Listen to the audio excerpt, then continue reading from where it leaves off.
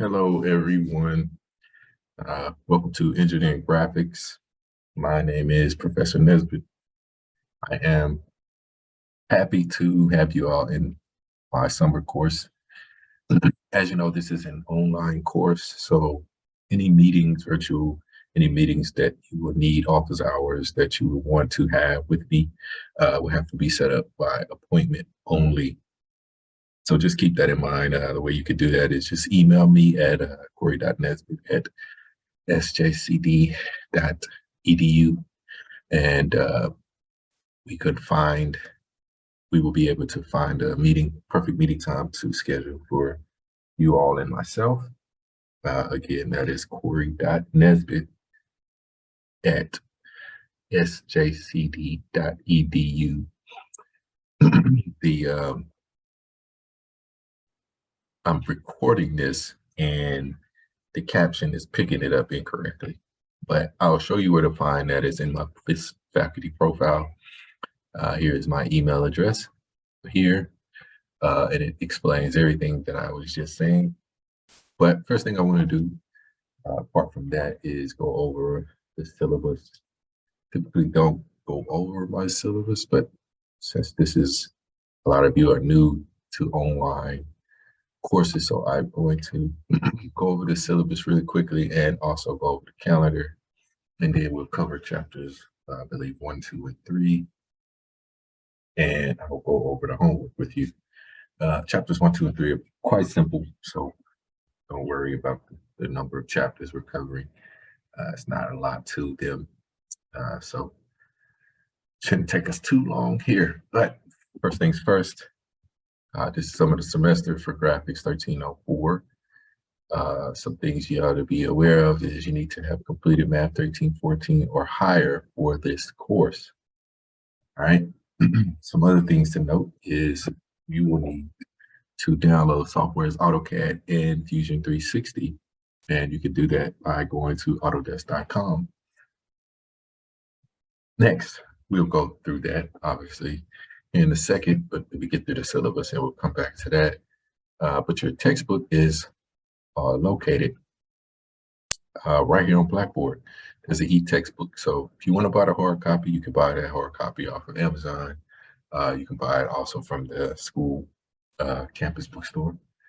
But the way to get to your ebook is by going to Blackboard and going to course materials, just like so. Click course materials, and it will populate.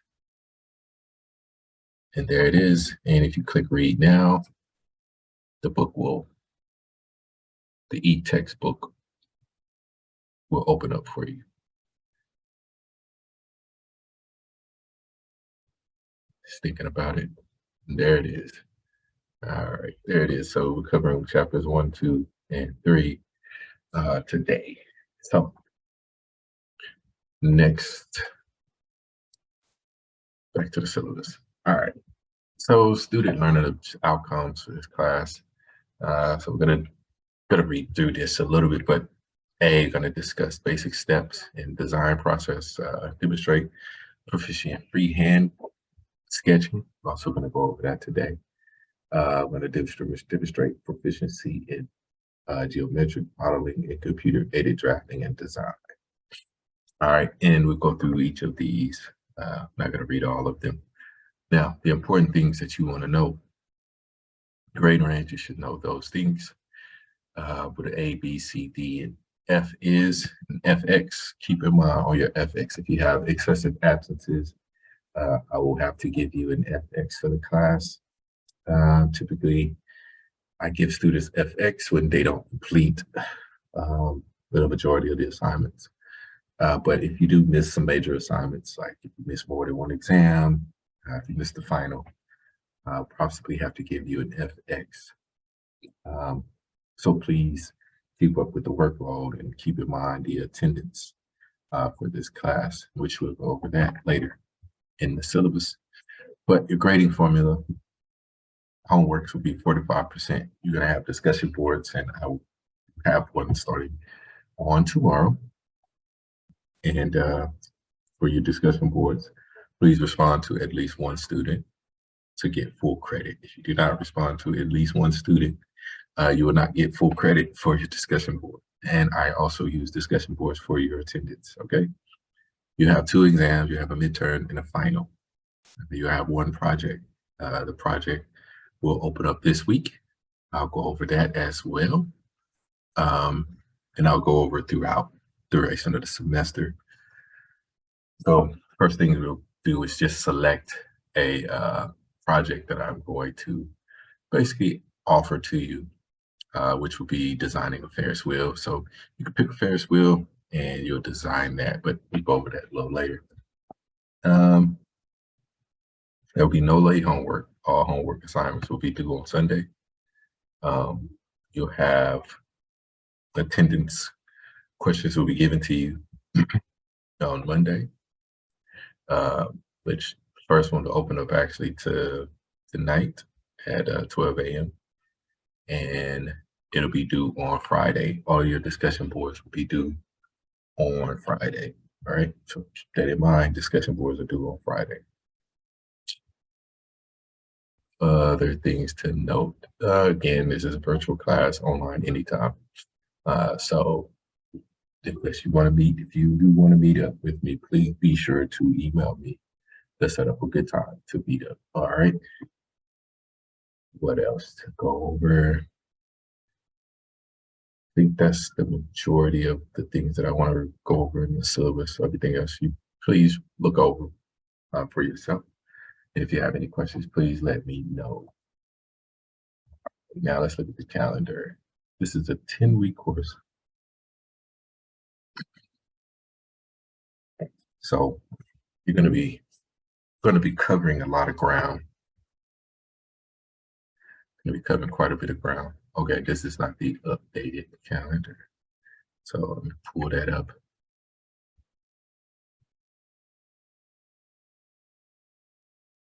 All right, here's your updated calendar. So first week, we're going to cover chapters 1 through 3. Your project 1 will open. Project 1 is not due until week 9. All right. So we're going to cover 1 through 3 this week. Next week, it'll be 4 through 6, and then chapter 16. Week 3, we're going to cover chapters 7 through 9. Week 4, we'll cover chapters 10 through 11. And week 5, we're going to go into Fusion 360, which is your 3 modeling. But your first exam will open up July 6th. All right. And then we'll cover chapters 6 through 8 on Fusion 360, 9 through 12 on week 7, 13 through 16, week 8. And again, presentation will be week 9, and then your final will be on week 10. And if you have any questions on the schedule, I'm going to get it posted. So no worries there. I'm going to get it posted on Blackboard. So if you have any questions on the schedule, please let me know. And if there's also, just keep in mind, things are subject to change. Your discussion boards will always open Sunday night, Monday morning around 12 a.m.-ish. And it'll always be due on Friday, the following Friday. All right. And if it does not open on Sunday night, Monday morning, it'll open up Monday morning or Monday night. And I will always shift the due date back. All right. So you will have more time to do that discussion board. And also your homework. If the homework doesn't open up Sunday night, I'll always give you more time to complete those homework assignments. So just keep that in mind. Exams will always open up on the day that you see on the calendar. Also, past tips in the past where I'll call out the day it opens, but the date will be incorrect. So if I send out an announcement saying your exam opens up on 7/7, Thursday, 7/7, please go back and check that date. It's going to open up on the Thursday, but 7/7 may be incorrect. And I know I should double check my announcements. Sometimes I'm in a rush because I'm doing multiple things at once, and I tend to make that mistake. So just please check me on the time and date because the day will always be given correctly. I will always give you the correct day. And so if I say Thursday 7/7, I meant Thursday 7/6. Okay. So just keep that in mind. All right. All righty.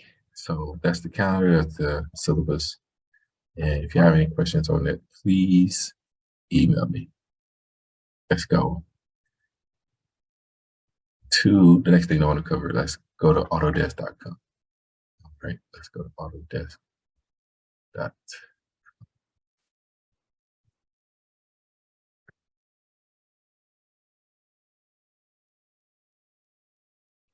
So autodesk.com. But the first thing you want to do is create an account. All right. So I already have an account, so I can just sign in.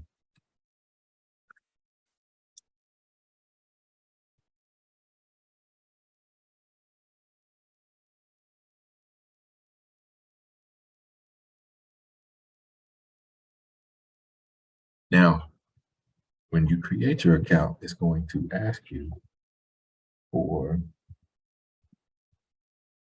credentials. And what you want to do is you want to upload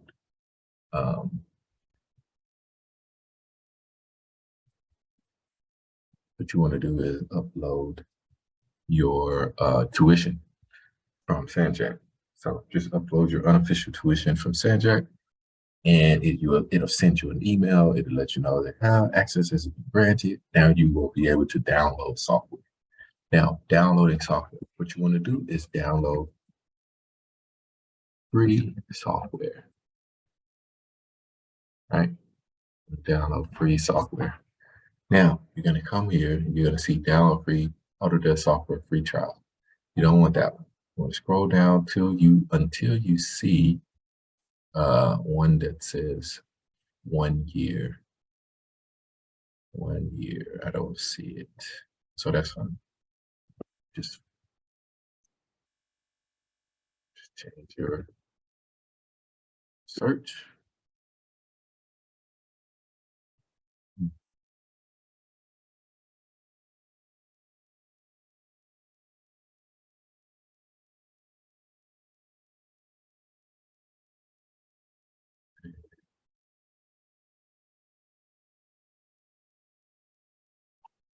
See it?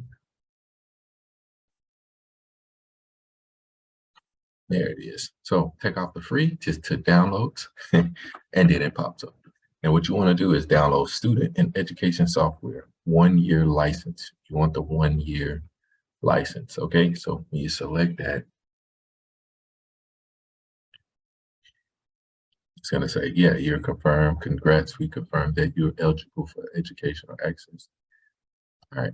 And you will just continue. Now, remember, you're going to have to put in your Sanjak email address for your account in order for it to confirm your eligibility. So when you set up your account, make sure you use your Sanjak email account. If you don't have your Sanjak email set up, you will not be able to download the free software. So please set up your Sanjak email if you haven't done so already. And then you'll come back, once you get that set up, you'll come back to autodesk.com and you'll create an account with your Sanjak email. All right. So then you're going to scroll down. Notice Fusion 360 is the first one I see. So come here, click Get Product, and then yes, I'll participate or no thanks. So just click no thanks. But I already have this downloaded on my computer, but I'll just click it so that you'll know that is the one you need to click, Fusion 360. Then you're going to come over to AutoCAD, same thing, Get Product. Notice it says install 2024, 2023. Just install the latest one. All right, hit install. And then once you finish installing it, you should have access to both AutoCAD and Fusion 360. All right. If you have any questions there, please let me know. Okay, please let me know. All righty. Next thing to cover. Chapter 1. All right. Things we want to cover, y'all. we want to define computer-aided design. We want to discuss AutoCAD applications. And then the other thing we'll cover, design purpose, yes, but we're going to cover design practices, showing you how to do hand sketches, things of that nature. We will discuss what drawings stand for exactly. I'm going to post these slides so you can take a look at them. But yeah. So computer-aided design and drafting, we're going to discuss AutoCAD applications. Going to discuss the purpose of and importance of drawing standards. We're going to discuss the meaning of drawings. We're going to discuss design processes. All right, now all of that will not be on the side, so please take notes. Because a lot of this is just me expressing to you what we do as engineers. I did post an introduction of myself. I am a working engineer. I'm currently working in the oil and gas industry, and we use a lot of computer-aided design. So what is computer-aided design? What is computer-aided design? Computer-aided design is, well, before you get to the computer-aided design, you got to figure out or understand what design is. What is design? Design could be both a verb and a noun. You could design something and you can have a design, right? Your design could be something. What is your design? Your design could be a car. That's a noun, right? You design the car is now your design.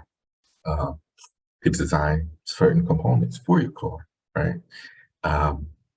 You can modify your car if it had various issues by designing something to make it run smoother, designing a piece for your engine to resolve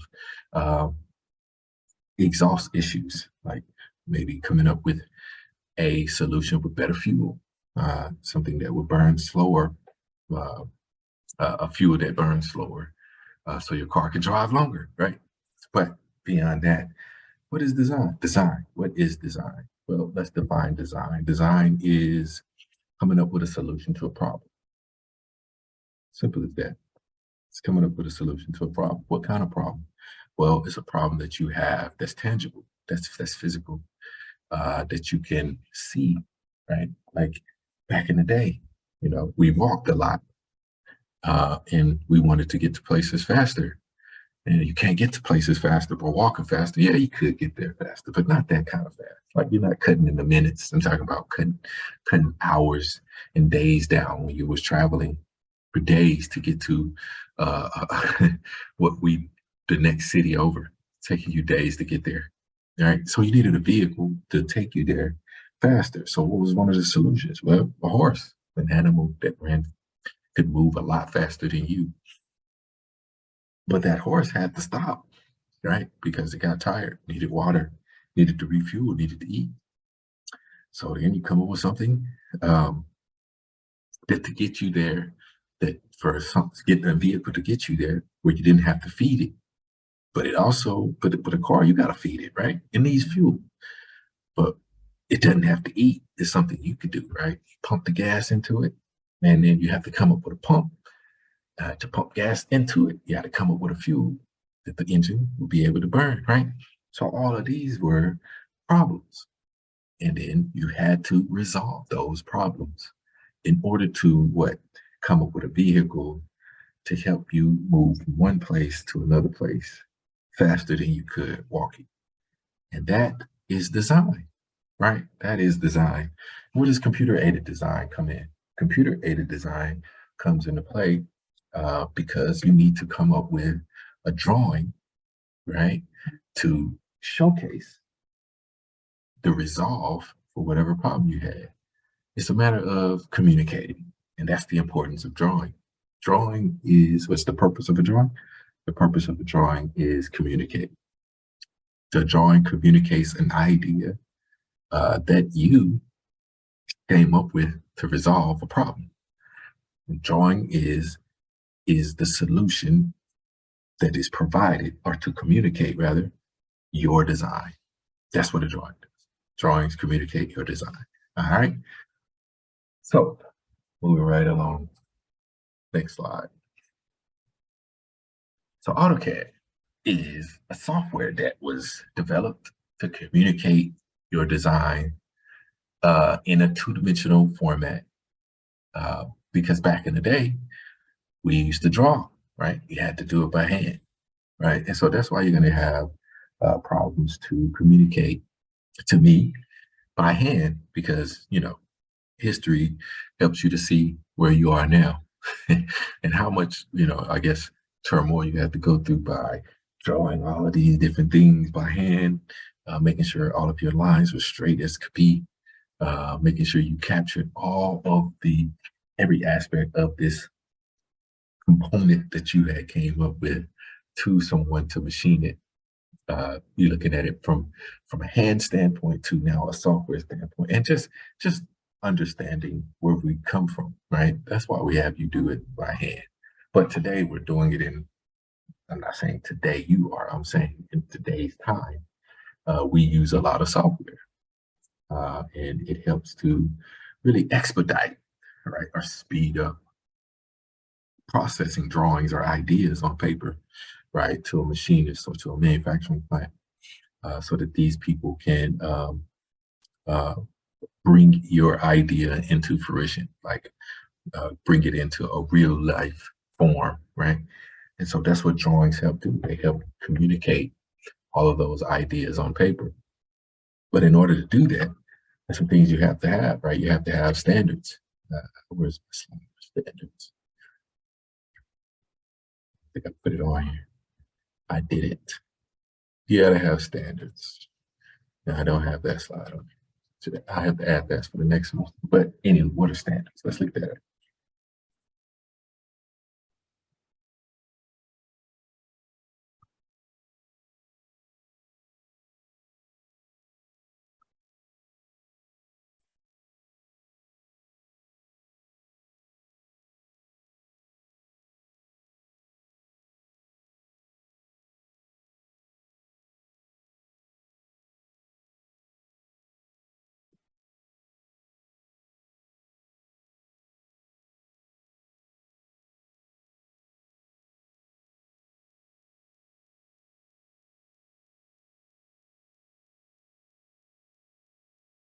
No, no video.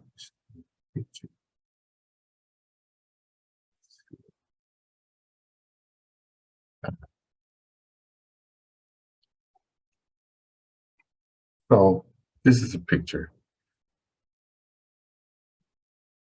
and it's sort of a video, and we'll just talk through it.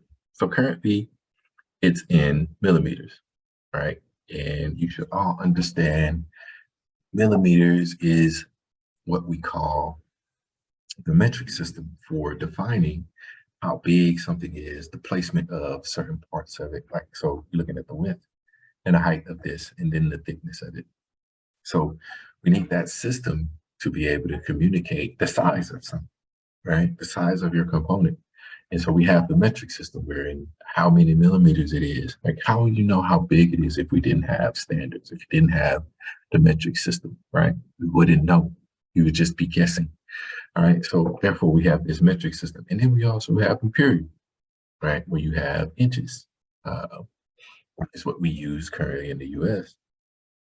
We call imperial system, where you communicate over here in the US the size in inches, feet, yards, things of that nature. And then everywhere else, they communicate in meters, millimeters, centimeters.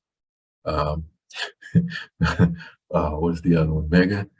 But anyways, everywhere else, it's just so simple, right? You go from meter to the negative and then meter to the positive. What I mean by that, you go from meter to the negative, meaning making the number smaller, and then meter to the positive, making meters bigger, right? Kilometer, megameter, and then what is the other? I can't remember. Giga. There you go. Thank you. I appreciate you explaining that to me. But anywho, but in the imperial, you go from inches, and then feet, and then yards, right? That's the bigger. And then what's smaller than an inch? Right. Exactly. But anyway, I'm not knocking our system. Um, but that's what we have, right? And that's what we use in the US and then everywhere else they use the metric system. But it's all for communicating, right? It's all for communicating your ideas in design. All right. And then you also have other things like something else not in your slides, but you have things like ASME, American Society of Mechanical Engineers, where they come up with standards and codes for you to design things by mechanic. All right. And these codes are governors. They govern they govern how your loads, right? They govern how strong something can be, how strong things need to be. They govern how much pressure something can hold. They govern materials. They govern the strength of materials. Uh, they give you design when you're designing something.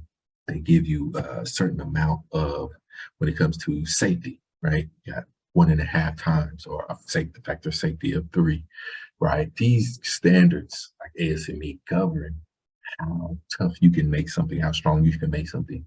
Why is that? Because it's done that way because you don't want to just say, oh, it's strong enough to hold this amount of weight, right? You don't just say that it is, right? Because if you just say that it is, and then you go and design this thing, you build it, and then you put it out on the in out and you give it out or share it with the public, and then they test it, and then somebody gets hurt, and then guess whose fault it's going to be? It's going to be yours, right? Because you didn't design this component or this object or this car to the standards or the codes that's governed, or that all mechanical engineers are governed by, right? You didn't design it to that. And because you did it, now you're going to be held liable or responsible. Uh, and more than likely, you're going to go to jail, right? Because you didn't follow the codes. But guess what? You don't have to worry about that. Why? Because the company you work for, they're going to abide by those standards. They're gonna follow those codes by ASME or ISO, uh, and you don't have to worry about getting in trouble. Now, if you have your own company and you do this, then yeah, you have to worry about being in trouble if you don't do it, which is ISO is the International Organization of Standardization. And we use a lot of this in the oil and gas industry when it comes to designing, like oil and gas components like pipes, drilling, things of that nature. All right, so that's a little bit about standards. So that's pretty much chapter 1.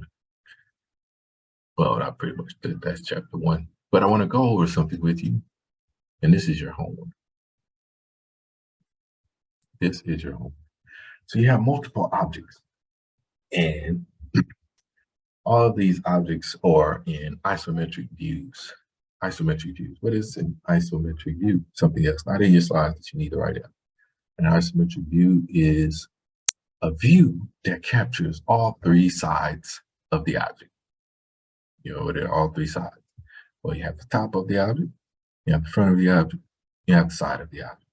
That's an isometric view. Captures all 3 sides in one view. Top, front, side. Isometric view. All right. The reason why I bring that up is because on your drawing, typically, you have orthographic views, which is what you see here. Now, you have a right view perspective. Well, let's just look that up too, so you can see it since I don't have it on my side.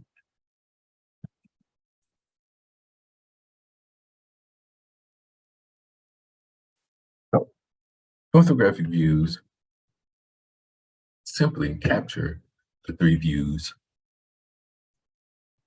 in 3 different drawings. All right. They basically separate them. So you have your front separated. This is your isometric view. 3 views in one drawing. Orthographic views.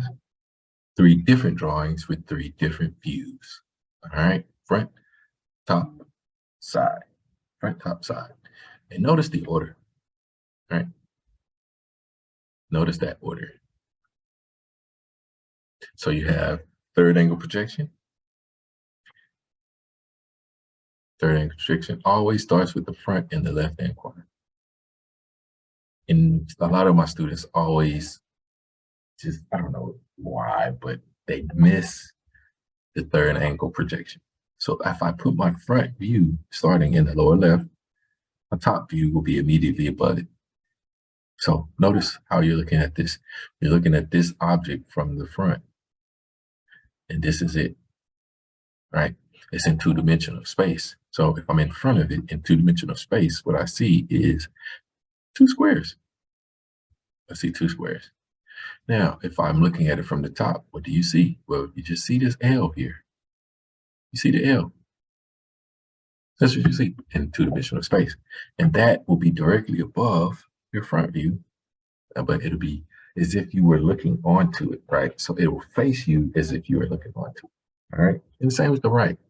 Same with the right. What do you see? You see two rectangles. And like so, two rectangles. And it's facing you as if you're looking at it, all right? These is orthographic views here. Isometric view here, orthographic view of these three. All right, any questions? Of course, you're gonna have questions. Just let me know, email me. All right, so reason why I brought that up is because on your assignment, wherever it is, where is it? Disappeared. Ah, there it is. On your assignment, you're going to look at this object, one of these objects that I select that I'm going to give to you. You're going to draw, sorry, you're going to draw orthographic views from looking at these isometric views. You do not have to draw the isometric view. I repeat, you do not have to draw the isometric view. You only need to draw the orthographic view from one or two of these drawings that I select. Now let's look at number 9 first, right? Let's look at number 9. So if this is the front of it, what would that look like? Well, let's draw it. Go to my handy dandy whiteboard. Now, I used to be a really good artist back in the day. I could draw people like just looking at them. I'm kidding. I can never do that. I've never been a good drawer. I'm not an artist in that light, not even beyond any stretch of imagination. I don't even think if I dreamed about it, I could do it well. But anywho, uh, see, even in that, look how bad that looked. But what I want you to see is more or less a visual of how it would look. It's in two-dimensional space, and I said just before, I'm looking at the front of it. And so if I'm looking at the front of it in a two-dimensional space, X and Y coordinates. For those of you that remember this in any of your sciences, X and Y coordinates, you would go so far in the X, so far in the Y, back in the X, back in Y, back in the X, back in the Y, and then back in the X. And that's all you see because it's two-dimensional and you're looking at it. And this would be my front view. And you need to label that, label it as front. All right. And then above it, you would have your top. And notice what I'm about to do. Everything should be lined up. So I'm coming up. That. That's okay. I'm going to line that part up. See if I can move this guy. Get out of the way. All right, see that's all lined up. This line should be lined up. I don't have a ruler here, so please use a ruler. All right, that should be lined up here, over there. That should be lined up. This part should be lined up Go up there. And I think there's like a hole here somewhere. It might go all the way through. This looks. Nope, it doesn't go all the way through. Kind of cuts off somewhere in here. So I have to erase something. So that isn't right. All right.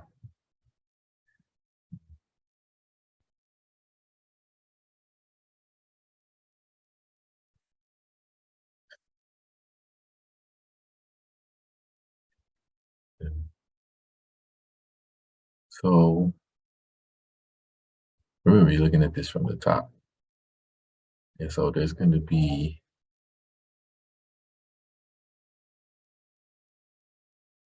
something like this. That, like that. Like that. That'd be your top.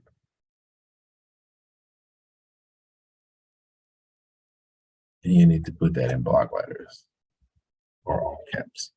That's a O. That is an O. It's not a spiral. It's not a spiral. All right, top. And then you have your right.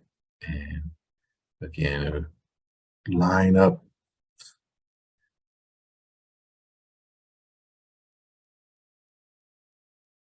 And then you have a little cut somewhere up in here like that. And that will be your right.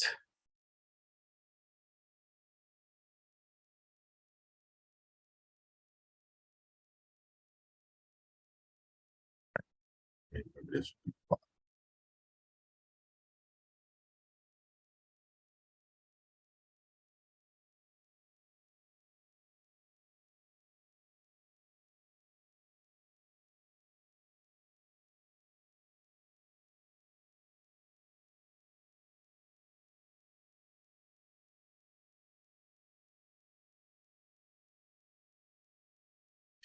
there it is.